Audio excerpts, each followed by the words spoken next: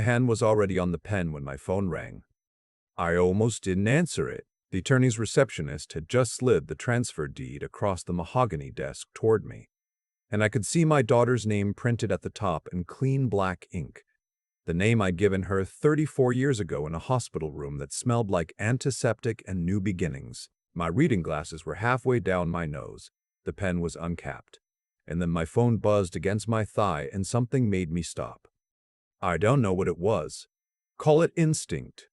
Call it the particular kind of dread that settles into a man's bones after 62 years of living. Whatever it was, I set the pen down and looked at the screen. It was my daughter's oldest friend, a woman I'd known since she and my daughter were 9 years old, trading library books on my front porch. I excused myself and stepped into the hallway. What she told me in the next 4 minutes changed everything. You have to understand what the weeks before that moment had been like. My daughter Joanna had passed away 11 weeks earlier. Ovarian cancer, diagnosed at stage 4, gone in 8 months. She was 38 years old. She had her mother's laugh and my stubbornness and a way of looking at you that made you feel like the most important person in any room she'd ever walked into. I'm not going to talk at length about what those 8 months were like or what the weeks after her funeral felt like. Some things don't translate into words. I'll just say that I went through the motions. I got up, I drank coffee, I answered calls from relatives. I drove to the grocery store and stood in the cereal aisle for 20 minutes without putting anything in my cart. My son-in-law, the man Joanna had married 6 years before she got sick, handled all of the arrangements after she passed. He told me that was what she would have wanted. He told me a lot of things about what Joanna would have wanted. His name was Preston. I'm going to be honest with you, I never fully trusted Preston. Not because he was unkind to me exactly. He was polite. He remembered my birthday. He shook my hand firmly and called me sir and always refilled my coffee cup before I had to ask. But there was something underneath all of that politeness that felt performative in a way I couldn't name. Like watching an actor who knew all his lines but had never actually experienced the emotions he was depicting. Joanna loved him, or she loved the man she believed he was, which I've come to think might not have been the same thing. When she got sick, he was attentive in a way that made the nurses comment on it. He brought her flowers. He sat beside her bed. He posted updates on social media that made strangers cry. But when I visited her on the days he wasn't there, Joanna said things to me in a low voice that I kept turning over in my mind long after I drove home. Daddy, make sure you know where the house deed is. I thought she was just being careful. Organized. Joanna had always been meticulous about practical matters. Daddy, I need you to promise me you'll read anything before you sign it. I promised her. I squeezed her hand. I told her not to worry about paperwork when she needed to focus on getting better. I didn't understand what she was trying to tell me. I wish I had. After Joanna passed, Preston came to me within the first 2 weeks with documents.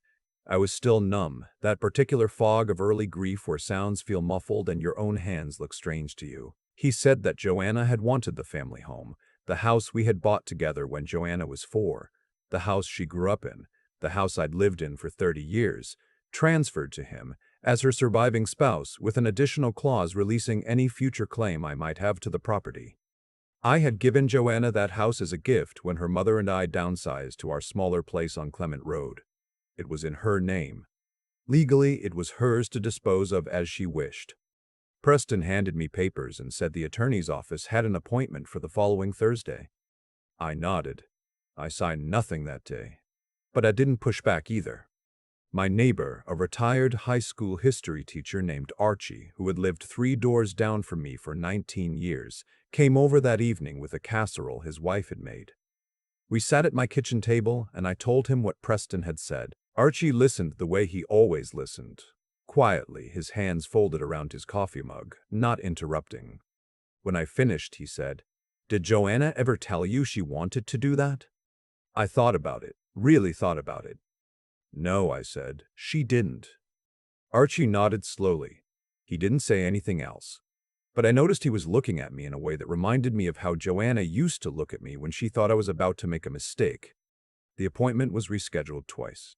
Once because I had a conflict, once because Preston said the attorney needed to verify some documentation. I didn't think much of the delays at the time. The morning of the third appointment, I put on the dark gray blazer Joanna had bought me for Christmas 2 years before she was diagnosed. I don't know why I chose that one specifically.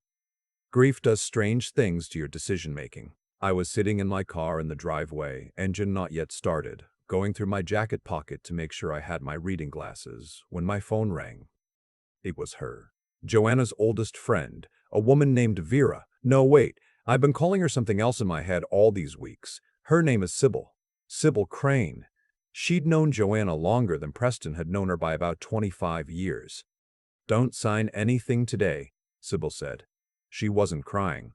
Her voice was very steady, which is how I knew she was serious. Sybil cried easily at movies and commercials. When her voice went flat and steady, it meant something had cut through all of that. "What's going on?" I said. "I found something," she said. Or I found out something. "I've been trying to decide whether I was sure enough to call you. And I decided I needed to call you before I was sure. Because I'd rather be wrong than have you walk in there and sign your name." "Tell me," I said. What she told me was this. 3 months before Joanna died, when Joanna was already in hospice care, when she was on medication that made her sleep for long stretches and left her confused when she woke, Sybil had been visiting her at the facility. It was a Tuesday afternoon. Preston was supposedly at work. Sybil had stepped out to use the restroom down the hall, and when she came back to the room, she heard voices. She stopped in the doorway. Preston was there. He had arrived without calling ahead. He was sitting on the edge of Joanna's bed with papers in his hand, and he was speaking to her in a very quiet, very gentle voice, and Joanna's eyes were half open, the way they got when the medication was at its heaviest. Sybil watched him guide Joanna's hand across a piece of paper. She told herself she had misunderstood what she was seeing. She told herself it was probably something routine, something Joanna had already agreed to, something that made sense in context. She told herself this for 11 weeks while she processed her own grief over losing her closest friend.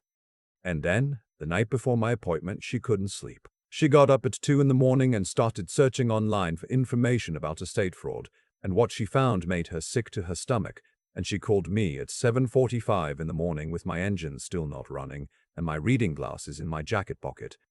I sat in my car for a long moment after she finished talking. Then I said, "Don't go anywhere. I'll call you back in an hour."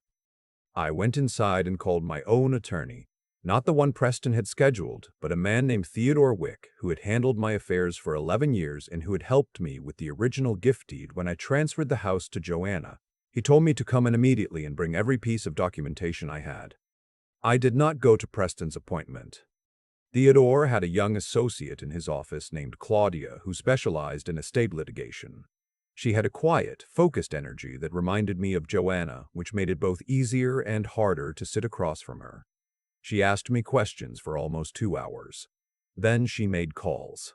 Then she asked me more questions. What emerged over the following 3 days was this.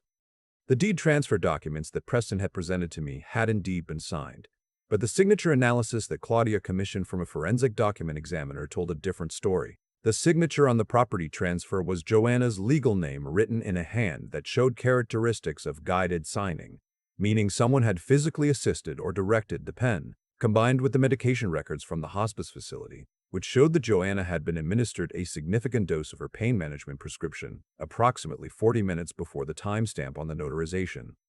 I'm going to stop and say that hearing that information out loud, sitting in a leather chair in Theodore's office on a Tuesday afternoon, was one of the hardest moments of my life. Harder in some ways than the funeral. Because the funeral was grief. This was something else. This was understanding that my daughter, in her most vulnerable and medicated moments, had been maneuvered like a piece on a board. Claudia said very gently, "I want to make sure you understand what we're looking at here." I told her I understood. She said, "The notary may or may not have been aware of the circumstances. That's a separate investigation. What I can tell you with confidence is that the signature does not meet the legal standard for competent consent given the medical documentation." I nodded. She said, "Your son-in-law may also want to speak with a criminal attorney." Preston didn't know anything had changed until the morning the investigators showed up. I'll be honest, I didn't feel the satisfaction I thought I might feel when Claudia told me they'd moved forward with the fraud complaint to the county district attorney's office. I thought I might feel something clean and sharp, like a knot finally loosening. Instead, I just felt tired and sad and very aware of how much I missed my daughter. What I did feel, very clearly, was that I needed to be at the house when the investigators arrived. Not because I wanted to confront Preston, not for drama. I needed to be there because that house had 30 years of my daughter's life inside it. The pencil marks on the kitchen door frame where we tracked her height every birthday. The crack in the back porch step that I'd always meant to fix and never did. The peach tree in the backyard that Joanna's mother had planted the summer Joanna turned 7. I parked across the street and waited. Archie had offered to come with me. I told him no, but I appreciated the offer. Preston came out of the front door at about 9:30. He was on his phone, dressed for the office, briefcase in hand. He looked the way he always looked, polished, put together, like a man who had never had a single thing go wrong in his life. He saw the 2 investigators walking up the front path at the same moment he saw me across the street. He looked at them. Then he looked at me. I didn't do anything dramatic. I didn't wave. I didn't say anything. I just stood there beside my car in the morning light, and I looked at him, and I think he understood in that moment exactly what had happened. The investigators reached him before he could decide what to do about it. The legal process that followed was not quick, and it was not simple. And anyone who tells you that the court system moves swiftly toward justice has never actually had to navigate it. I want to be honest about that because I think one of the most frustrating things about stories like this is when they make it sound like the truth comes out and then everything wraps up neatly in an afternoon. It took 7 months. Preston was charged with elder financial abuse because the law in our state extends protections to individuals whose cognitive capacity is compromised by medical treatment, which Joanna's had been, as well as forgery and fraudulent use of a notarized instrument. The notary, it turned out, had not been present at the actual signing and had backdated the notarization as a favor to Preston. She was charged separately. Preston's attorney argued that Joanna had verbally communicated her wishes to him and that he was acting on her stated intent. The jury did not find that argument persuasive. He was sentenced to 6 years on the primary charge with additional concurrent time on the forgery count. His attorney is appealing. These things take time. I've made my peace with that, more or less. The house deed transfer was voided by the court and the property was returned to Joanna's estate. Since Joanna died without a valid, updated will, the previous one, which she had drawn up with Theodore's office 2 years before she passed, left her estate split between me and a children's literacy nonprofit she had supported since college. The house reverted according to those original terms. I got my half. I spent a long time thinking about what to do with it. I want to tell you about the day I went back inside the house for the first time after all of it was settled. It was a Thursday in November. The peach tree had dropped its leaves. The crack in the back porch step was still there. Same as always, somehow that nearly undid me more than anything else. I walked through the room slowly, and I touched things, and I let myself feel all the things I'd been holding at arm's length for the better part of a year. Sybil came with me.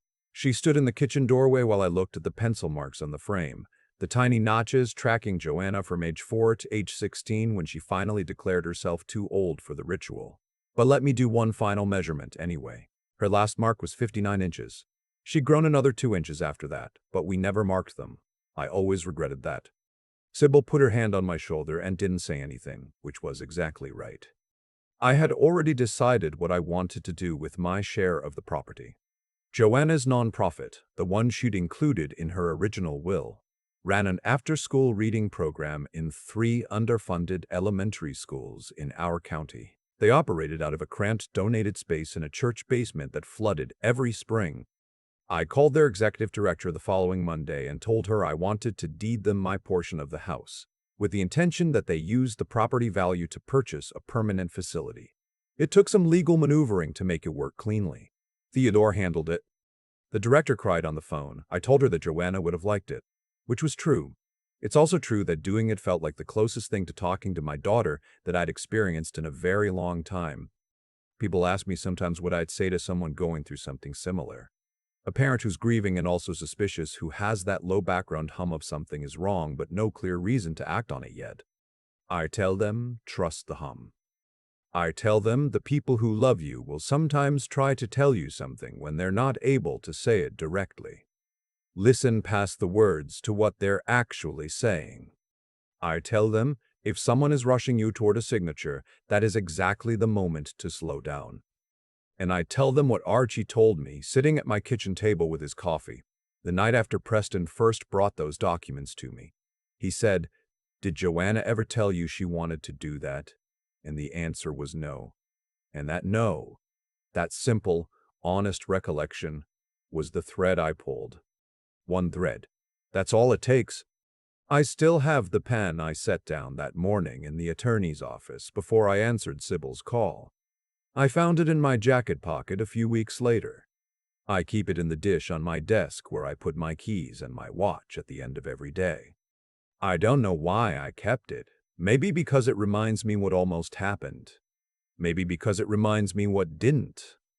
I keep that pen in the dish on my desk, right next to my keys and my watch, the things I reach for every single morning without thinking. I put it there on purpose, because I think we need reminders, not of pain exactly, but of the moments where everything could have gone a different way and didn't. Preston was a man who counted on grief to make people careless, and grief does do that. I want to be honest about it, because I think pretending otherwise does a disservice to anyone who's been through real loss. When you're in that fog, when the world feels muffled and your own hands look strange to you, you sign things you shouldn't sign. You nod when you should push back. You tell yourself that the people around you are handling things because handling things yourself requires a kind of energy you simply don't have. That's what Preston was counting on, that I'd be too hollowed out to ask the question Archie asked me over coffee. Did Joanna ever actually tell you she wanted this? The answer was no, and that no was the thread that unraveled everything. I think about the chain of choices that brought us to that Thursday morning. Joanna, even in her last months, was trying to warn me in the only language she had left: practical, careful, specific. Make sure you know where the deed is. Promise me you'll read before you sign. She couldn't tell me directly what she suspected. Maybe she didn't fully know, but she understood enough to plant those seeds, and that took a kind of clear-eyed love that I don't think I'd ever fully acknowledged out loud until now. And Sybil. She sat with what she'd seen for 11 weeks, fighting her own grief and her own doubt, telling herself she had probably misunderstood. It would have been so easy to stay quiet. Easier, honestly. Nobody would have blamed her. But she got up at 2 in the morning when she couldn't sleep, and she did the hard, uncomfortable work of making sure. And then she made the call anyway, before she was certain, because she decided that being wrong was less costly than staying silent. That's what I try to carry forward from all of this. Not anger at Preston, though I'd be lying if I said that was gone entirely. What I try to carry forward is the example of the people who did the right thing when doing nothing would have been so much simpler.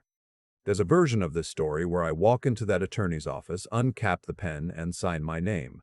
Where the house gets transferred, the fraud succeeds, and the peach tree my wife planted in the backyard ends up belonging to a man who never deserved it. That version exists. It was maybe 20 minutes away from being real. What stood between me and that version was a neighbor who listened carefully. A best friend who couldn't sleep and decided her discomfort mattered less than the truth. And something Joanna planted in me years before any of this happened: the habit of paying attention, of not just doing what was easiest in front of me. I don't think I'm a particularly wise man. I've made plenty of mistakes in 62 years, and I expect I'll make more. But I've come to believe that wisdom isn't really about knowing more than other people. It's about being willing to slow down when everything in you wants to just get it over with. It's about asking the one question you're almost afraid to ask because the answer might mean more work, more pain, more complication. Did she ever actually tell you that? Ask that question. Whatever version of it applies to your life, whatever decision is sitting in front of you right now with a pen uncapped and a clock running, ask it. The answer might save you something you can't get back. The children's literacy program moved into their new space last spring. There's a reading corner near the window that gets good afternoon light. I visited once just to see it. There were kids in there with books open in their laps, completely absorbed, the way kids get when a story is working on them. Joanna would have loved it. I'm sure of that.